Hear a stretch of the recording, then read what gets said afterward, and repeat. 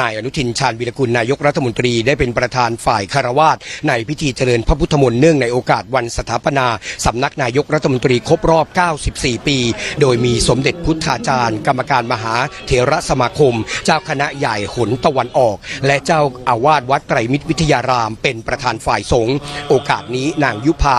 ทวีวัฒนกิจบวรปลัดสำนักนายกรัฐมนตรีพร้อมด้วยผู้บริหารสำนักงานปลัดสำนักนายกรัฐมนตรีเข้าร่วมพิธีพร้อมทั้งให้การต้อนรับผู้แทนหน่วยงานที่ร่วมแสดงความยินดีซึ่งได้ร่วมสมทบกองทุนช่วยเหลือผู้ประสบสาธารณภัยสำนักนายกรัฐมนตรีโดยภายหลังการทำบุญดังกล่าวนางสาวไตรสุรีไตรสรณกุลเลขาธิการนายกรัฐมนตรีได้นิมนต์สมเด็จพระมหาราชมงคลมุนีขึ้นไปพรมน้ำมนต์บนตึกไทยคู่ฟ้าก่อนที่นายกรัฐมนตรีจะเดินตามขึ้นไปผู้สื่อข่าวได้สอบถามว่าขณะนี้ประเทศไทยประสบเหตุใหญ่หลายเหตุการณ์จะต้องมีการทำบุญหรือไม่นายกรัฐมนตรีกล่าวสั้นๆนะครับทำความดีพอ